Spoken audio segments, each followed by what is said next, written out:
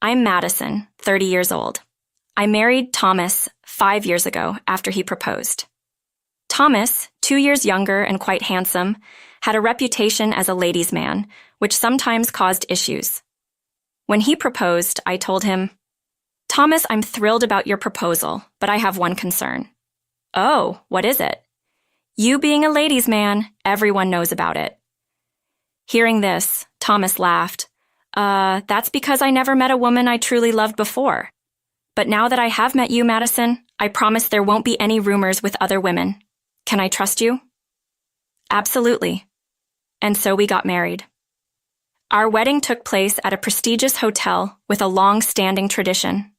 I wasn't keen on such a lavish wedding, but Thomas's family was well known in society, and they always held weddings at this hotel. Hell, I had no say in the matter. At the reception, Thomas's family and relatives looked like they had wanted life. In contrast, my family was small. My father died in a car accident when I was young, and I had no siblings. It was just my mom and a few relatives. I told my mom that we should invite more people to balance out the guest list, but she brushed it off with a laugh. Being a lawyer and the head of her own firm, my mom was great at public speaking. Her speech at the reception was praised, but I was so embarrassed. I wished it would end soon. The day after the wedding, we left for our honeymoon. We toured famous Australian tourist spots for 2 weeks, staying at top-tier hotels. 3 days after returning, Thomas went back to work. Though he called it work, he was the vice president of his father's company and was set to take over once his father retired. He always came home promptly at 5 p.m. We lived in a separate house on his parents' property, but this separate house was a spacious 6-bedroom home, and a 60-year-old maid who had looked after Thomas for years lived with us, so I hardly had to do any housework. My only task was preparing dinner. Thomas, probably spoiled growing up in a wealthy family, was very picky, not just about food, but also people.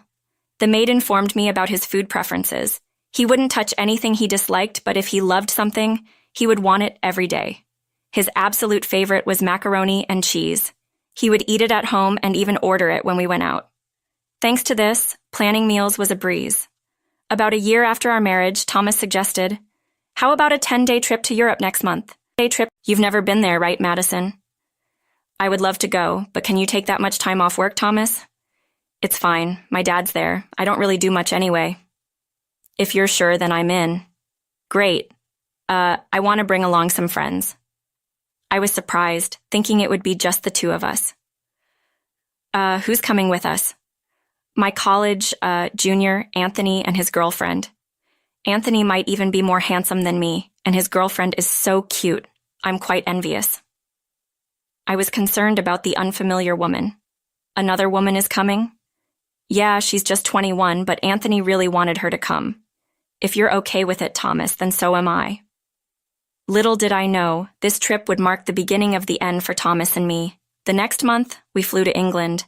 Everything in Europe was new and exciting, and I kept taking photos on my phone, while Thomas didn't talk much to Anthony. He was very kind to Anthony's girlfriend, Brittany. Once, when Thomas went to the restroom, I struck up a conversation with Anthony. "You're Thomas's junior from college, right?" For some reason, Anthony hesitated before replying, "Oh, yes, I am." I laughed at his response. "You're funny, Anthony. You seem nervous." "No, not at all." Just then, Thomas returned and saw us talking. "Madison, what's going on? What are you telling Anthony?" For some reason, Thomas seemed upset. "We were just chatting. Why is it wrong for me to talk to Anthony?" "It's not like that." Even though Thomas said that, he seemed to interrupt whenever I spoke to Anthony or his girlfriend, making it hard for us to converse. During the trip, Brittany and I once went to the restroom together. I decided to share my observations with her. "It might sound odd, but it seems like you and Anthony aren't really close." Brittany, clearly taken aback, replied, It's my first time traveling abroad, so everything's a bit overwhelming." "Well, you're here in a foreign country with your boyfriend. Enjoy it." "Thank you." The four of us moved on to France, visiting various famous tourist spots. Then one evening at the hotel restaurant, Brittany was conspicuously absent. "Anthony, where's Brittany?" She said she'd be a bit late. She should be here soon." Thomas was visibly irritated. After waiting for a while without any sign of Brittany, Thomas said, "I'll go check on her." I thought Anthony should be the one to go, but Thomas was already on his way. About 10 minutes passed, and neither Brittany nor Thomas returned. I turned to Anthony. "What's taking them so long? Is Brittany feeling unwell?" I don't think she was sick or anything. I'll go check on them." When I opened the door to Brittany and Anthony's room, both of them seemed to hardly adjust their seating. Seeing this, I grew suspicious, but I calmly asked, "What are you two doing here?" Thomas said he was coming to check on Brittany, but you're both just sitting on the sofa. Nothing's wrong," Brittany said. "She felt a bit off, so I was checking on her." "Oh, okay. I'll bring Anthony over." Sounds good." At that moment, Brittany remained silent, looking down. When I brought Anthony back to the room, Brittany stood up, ready to leave. "Oh, are you feeling better now?" "I'm fine." Anthony just watched Brittany without saying a word. Our dinner that night was a quiet one, with none of us speaking. After dinner, we all returned to our rooms. "Thomas, can I ask you something?" As I said this, Thomas tensed up. "What is it?" "What's the deal between you and Brittany?" "Oh, what do you mean, deal? She's just Anthony's girlfriend." "It doesn't seem like they're close at all. They're both just quiet people." "It doesn't seem like they're just quiet. It's like they're not talking at all." "You're overthinking things, Madison." "Am I?" "When you were in Brittany's room earlier and I opened the door, you both seemed startled and adjusted your seating. And if you keep this up, you will ruin our trip." After what Thomas had said, I didn't press the issue further, but my suspicions only grew. The incident happened the next day while we were touring. Suddenly, Thomas and Brittany were nowhere to be found. I searched frantically but couldn't find them. Anthony seemed to be looking too, but he didn't appear to be genuinely concerned. After about 2 hours, Thomas and Brittany suddenly reappeared. "Thomas, where were you?" "Where were you, Madison? Brittany and I were looking for you." "I was searching everywhere." Anthony didn't seem too worried, though. "Well, what can I say? Brittany, where were you?" Brittany just looked down and didn't answer. "Brittany was with me, looking for you and Anthony. Is that true, Brittany?" Brittany gave a slight nod. I wasn't convinced, but didn't push further. From then on, Thomas stayed closed, barely speaking to me for the rest of our European trip. Even when I tried to initiate conversation, his response was dismissive. The day after we returned, Thomas took a day off from work, claiming he was tired. "You've had a long vacation. Shouldn't you go to work?" He replied with a sleepy face. "Oh, I'm good." That moment made me realize how irresponsible he was about his job. The following Friday, just after 5 p.m., Thomas called. "I won't be coming home tonight." "Hold on. Why?" "You don't need to know every detail. You're my husband, Thomas. Of course, I have the right to know." He hung up without another word. I was sure it had something to do with another woman, probably Brittany. The next day, Saturday afternoon, Thomas returned home with a lawyer. Without any preamble, the lawyer said, "You owe $50,000 in compensation for adultery." Thomas smirked and added, "Just pay up." I was dumbfounded. Why was this lawyer making such a claim? As I stood there in shock, the lawyer handed me his business card and left with Thomas. "Thomas, if you're leaving, at least explain." But he left without a word. I gathered myself and called my mom using the number on the card. "Mom, are you free? What happened? This lawyer hired by Thomas just came and demanded $50,000, claiming I committed adultery. I'm so confused." "Did you? Of course not." "Then don't worry, but he's a lawyer, Mom." "Who is he?" I looked at the card again and was shocked. It has the name of Mom's law firm written on it, and she was a lawyer who belonged there. "Mom, he's from your law firm." "What?" I told her the name, and she replied, "That man always takes on dubious cases. Can you ask him to drop the case?" "He might, but Thomas will just hire someone else. What should I do?" After a pause, Mom said, "I'll handle this for you." "Thank you, Mom. I'll look into it." 2 weeks later, Mom called. I figured it all out. Thomas is a terrible man. I'll teach him a lesson. Mom told me about Thomas's devious plans. He's always been a ladies' man, but maybe I was wrong to marry him. You did nothing wrong, Madison. So you're okay with divorcing him? Absolutely. Then I called Thomas and said, set up a meeting. You'll come too, right? Of course. I need to give him a piece of my mind. Make sure his lawyer comes too. I will. I called Thomas and told him we needed to discuss things and to set a date with his lawyer. Misunderstanding my intent, he said, "Oh, finally ready to pay the settlement? I'm all for that discussion. I'll check with my lawyer and call you back." Even though Thomas wasn't short of money, he seemed eager to get a divorce settlement. The next day, Thomas called, and we agreed to meet the following Saturday at 2 p.m. Come Saturday, my mom and I went to Thomas's house where he and his lawyer awaited. His lawyer arrived a bit late and seemed taken aback upon seeing my mom. Mom addressed the lawyer, "Good to see you still taking on cases without proper research." "No, not at all. I always do thorough research before accepting my case." "Really? Then can you provide evidence of Madison's alleged affair?" The lawyer, realizing he was cornered, remained silent. Thomas, frustrated, said, "Come on, lawyer, I'm paying you a premium for this."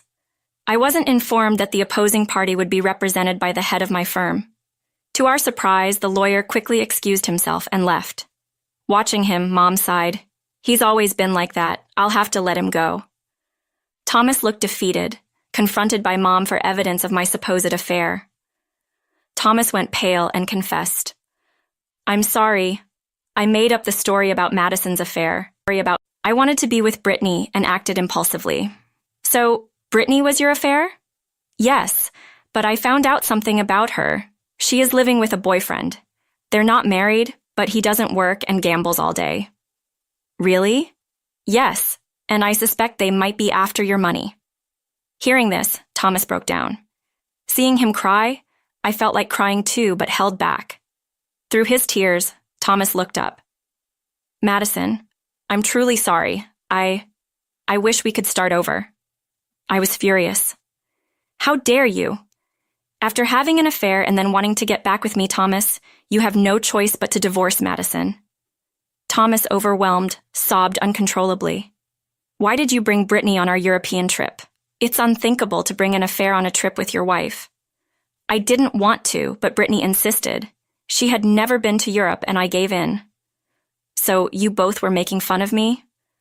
"I never intended to mock you, but I understand why you would feel that way."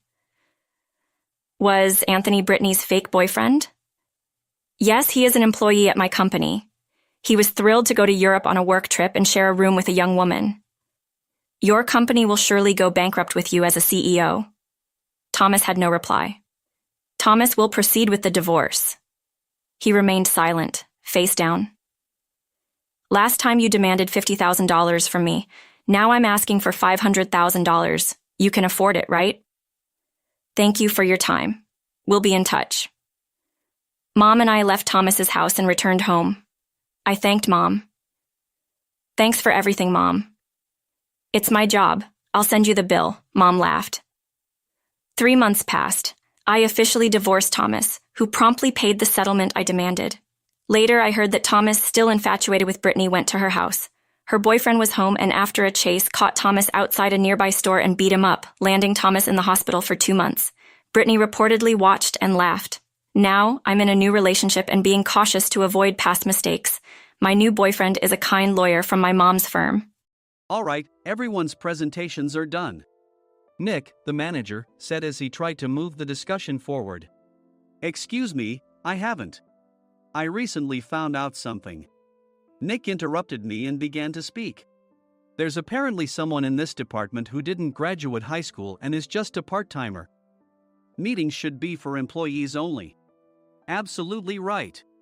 His lackey, Mike, of course, agreed with Nick. "I'm leaving." After leaving the meeting room, I started to shut down my computer.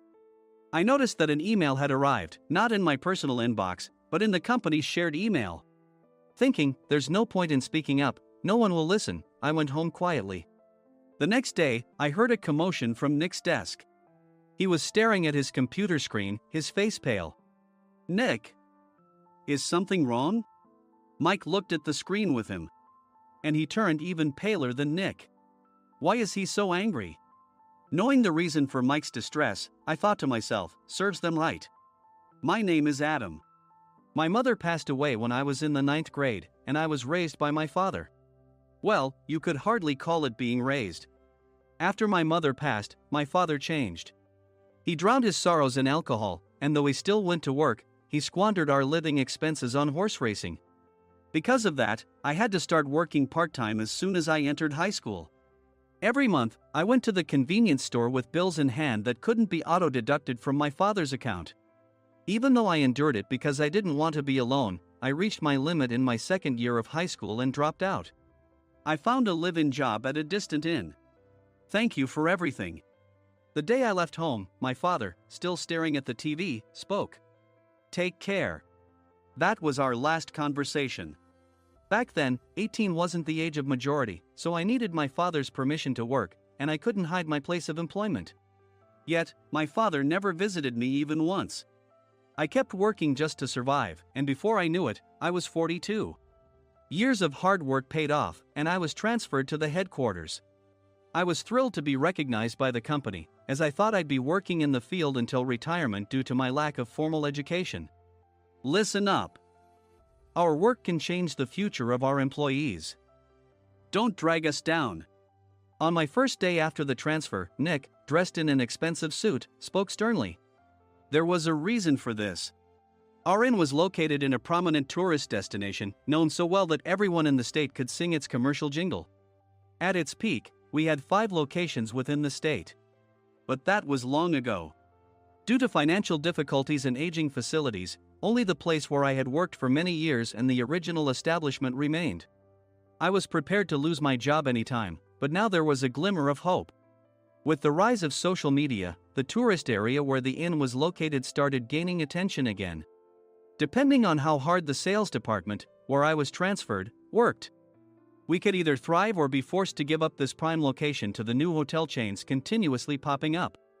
For Nick, who had switched careers from another industry to strengthen our sales, this was a battle he couldn't afford to lose. I understood why he had to be strict. I will do my best. Nick sneered at my enthusiastic declaration. Did you not hear what I said? I'm sorry. I thought I was listening carefully. Out of habit from years of customer service, I apologized reflexively, though I had no idea what had offended him. Someone was watching me with a smirk. In this department, there are those who are expected to excel and those who have been shoved here because they have nowhere else to go. You are the latter. It was Mike, the section chief. He's 7 years younger, at 35. But he was called to headquarters much earlier than I was and had been moving around within the headquarters ever since. I'm not jealous, but I can't accept that he's my boss. Graduating from a prestigious university, he has an unusually high pride and caused many problems as a newbie, making things very difficult for me when I was the front desk leader.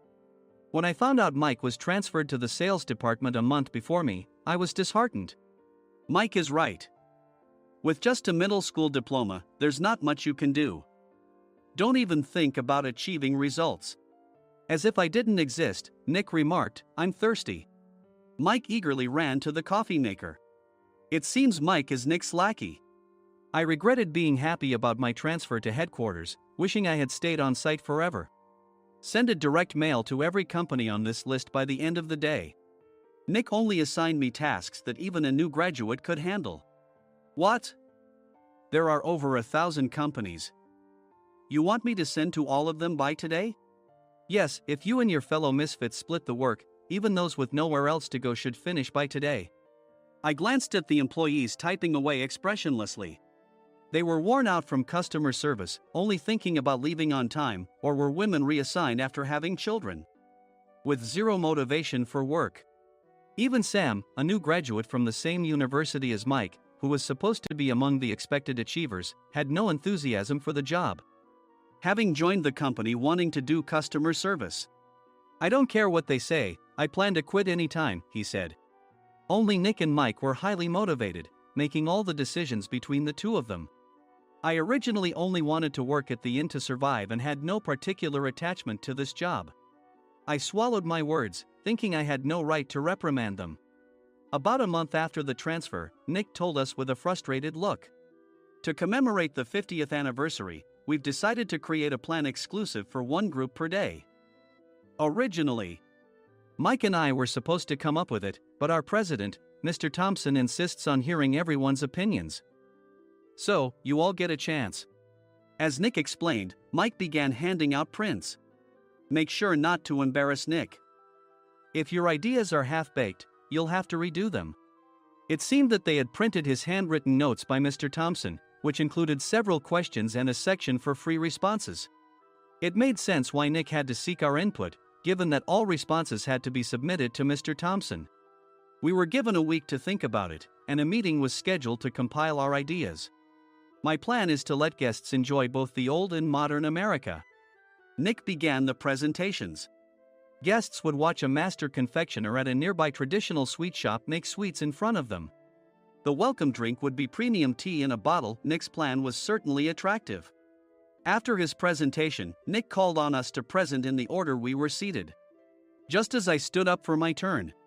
All right, everyone's presentations are done. Excuse me, I haven't. I recently found out something. Nick interrupted me.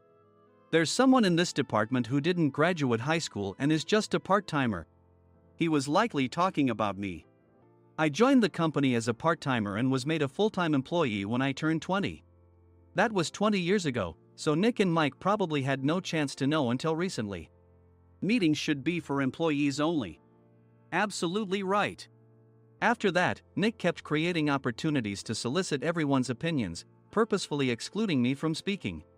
The meeting unexpectedly heated up and went past the scheduled end time. A few people asked to leave, and the discussion continued with the remaining few. Still here? Normally, you'd leave in that situation. Though I had no attachment to the job initially, hearing kind words from customers made me want to make them happier. For someone like me, with nowhere to go, the inn was my home and customer service was my life. I felt pathetic about my current self. I'm leaving. I left the conference room and started shutting down my computer. I noticed an email had arrived, not in my personal inbox, but in the company's shared email. Thinking no one would listen to what I had to say anyway, I quietly went home. The next day, while preparing the DM as instructed, I heard a commotion from Nick's desk. In his haste to stand up, he hit his knee on the desk. He stared at his computer screen, his face pale.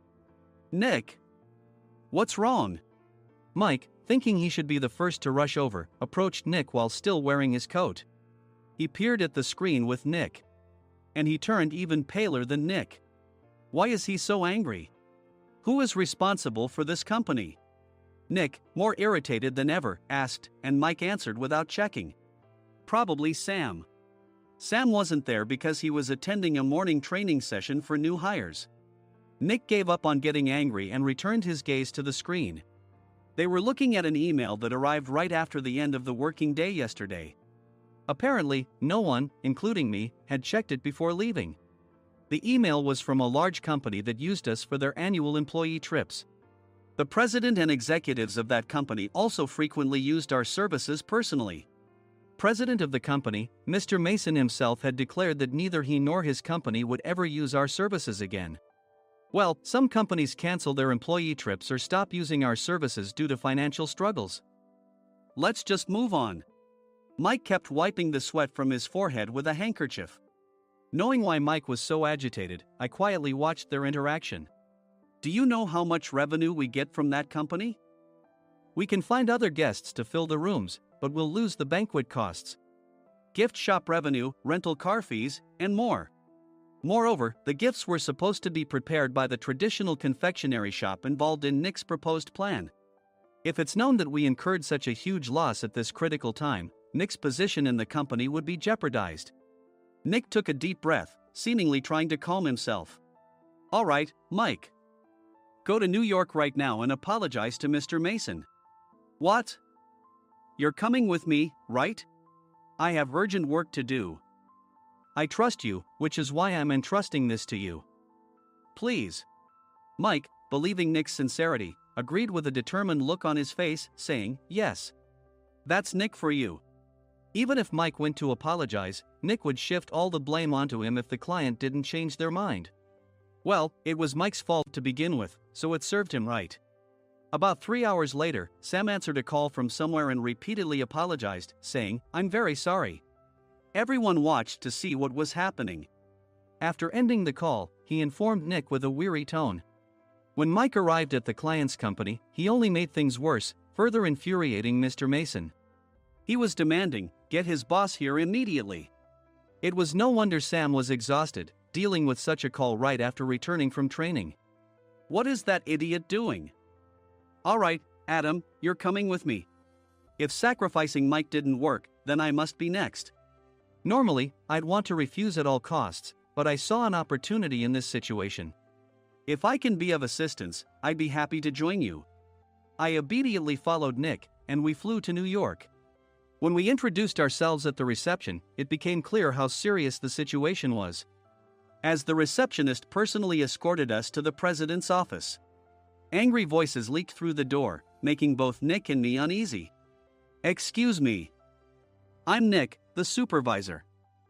I understand my subordinate has caused you trouble, and I deeply apologize." Nick, with his experience in the corporate world, knew enough to offer an apology before excuses. However, his customer service skills left much to be desired. I sighed as I saw Mike trembling like a small dog in the corner of the room. "What kind of training are you giving your subordinates?" Mr. Mason glared at Nick with a red face. The intensity of his gaze made even Nick take a step back. Regrettably, I joined this company only 2 years ago and was unaware of Mike's issues. I should have identified his shortcomings sooner. Indeed, I should have realized sooner. No sensible person would come to apologize and then give a lengthy presentation on the drawbacks of not using their in. Nick froze, his mouth slightly open. Suspecting the worst, I picked up the documents that had fallen to the floor. It seemed Mike hastily prepared these documents on the plane, listing the disadvantages. Disadvantage 1: if you change the venue for the company trip, employees might suspect it's for cost-cutting reasons, leading to a negative impression. Reading it aloud half-jokingly, Nick snatched the papers from my hand and checked the contents with a furious expression. Among the stack of documents was a receipt from a nearby convenience store's copy machine. I felt a pang of dread, hoping he hadn't shown the receipt as well. What do you think he said when I asked what kind of nerve he had to do this? "I'm very sorry." Faced with the dire situation, Nick must have thought there was nothing left to do but apologize. In a voice smaller than I'd ever heard from him, he uttered words of apology. He said, "I'm a Harvard graduate. I don't believe I said anything wrong." "Mike, what have you done?" Forgetting his plan to pin the blame on Mike, Nick yelled loudly, even in front of Mr. Mason. "I didn't do anything wrong." "You're still saying that? Look at him." Mike pointed at me with a shaking hand. "I was assigned to headquarters in my 20s and now I'm a section chief. This guy only made it to headquarters at 42. Everything I've done proves I was right. So why are we losing the contract?" Having said his piece, Mike collapsed to the floor. "Of course. You were sent there because you had nowhere else to go." Mike never expected to hear such words from someone he looked down upon. He lunged at me, and Nick hurriedly stepped in to stop him. "Mr. Thompson told me Mike is a quick thinker, and to take good care of him." There's no way he was pushed aside. "Don't make things worse here. He didn't say quick thinker, he said only quick-witted, didn't he?" I don't remember that part." I recalled the many troubles Mike caused when he was a newbie. When Mike was on the front line, his pride was so high that he never apologized to customers. Customer service, especially in our job, doesn't work alone. It brings both good and bad situations. If the front staff or housekeepers made mistakes, or the cleaning company didn't properly clean a room, one had to apologize to the customers regardless of personal fault. Mike, in such situations, would never apologize, insisting he wasn't at fault. This often angered customers, and as the front desk leader, I frequently had to apologize on his behalf. He caused complaints and disrupted operations, which is why he was quickly moved to headquarters. In departments where he didn't interact directly with customers, his quick thinking was beneficial and things went well. But it seemed his flaws were starting to show. Corporate reservations are supposed to be entered into the system by the sales representative. But a quick check yesterday revealed that more than 10 items were missing from the client's reservation. The handover document clearly stated what needed to be prepared. Why didn't you enter it into the system? Why do we have to give them special treatment? Filling rooms near the banquet hall, setting up all the food in advance. Specifying the brand of wine, they're too demanding. No wonder he always angered customers, I thought, feeling a headache coming on. Grouping them in rooms near the banquet hall is for our benefit too. It makes it easier for the staff to set up beds and serve breakfast since everyone's schedule is synchronized. As for the other requests, Mr. Mason suggested them to lighten our load. I didn't know that. Nick finally seemed to realize that Mike was the one who had angered the client. What did you say to them? I just told them we wouldn't give them special treatment anymore. We shouldn't waste effort on things that don't bring in money. I was utterly exasperated at his lack of understanding of customer service. Of course, we shouldn't comply with unreasonable demands. But carrying over successful practices from past stays makes customers feel remembered and enhances their experience. Good memories encourage repeat visits. That's part of our job. I looked down at Mike, who was sitting on the floor. In our job, nothing is a waste. Mr. Thompson likely moved you to the sales department, hoping you'd finally understand this. How do you think he feels now that you failed to meet his expectations? Mike, tears in his eyes, fled the president's office. I was amazed he still hadn't apologized. You have it tough, Adam. It's okay, we're all employees of the same company. I deeply apologize for this disrespectful incident. Especially after all the care you've shown us. If it weren't for you, Adam, I really would have stopped staying here. When I heard you were moving to the sales department, I was willing to reconsider if you handled it. Seeing us talk so amicably, Nick's face contorted. Do you two know each other? Adam's service is excellent. I always requested him specifically. Normally, we don't accept specific staff requests, but we made an exception for Mr. Mason, adjusting my shifts accordingly. He had personally stayed at our hotel just before my transfer, and during casual conversation, I mentioned, I'm moving to the sales department soon. If I hadn't told him then, things could have been much worse. Please continue to take care of us. I look forward to it. On the return flight, Nick awkwardly offered me a can of beer. It's still working hours. Of course, I had no intention of forgiving him for a single beer.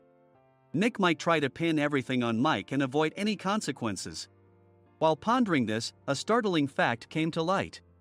Nick, the tea bottles for the plan have arrived. I handed Nick a bottle labeled with our inn's name. They look good. What are you talking about? These are plastic bottles. I had assumed we would use the trendy, high-end bottling tea. But what arrived were ordinary plastic bottles of tea with customized labels.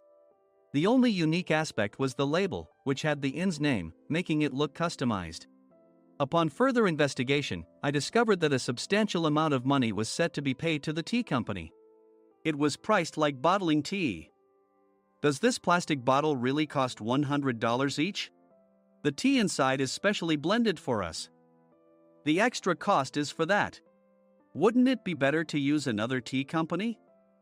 Or is there a specific reason we must use this one? As Nick continued to make excuses, I showed him a printed email. I informed the tea company's president, Mr. Mitchell, that we discovered irregular payments and he confessed. He said you two were high school classmates and planned to split the extra money. That idiot. Why did he confess? That's not important. You should worry about yourself, this could turn into a police matter. Opening the bottle cap, I suggested. How about calming down with this tea? It supposedly has a relaxing effect. Nick drank the tea frantically. In the following days, decisions were made about their fates.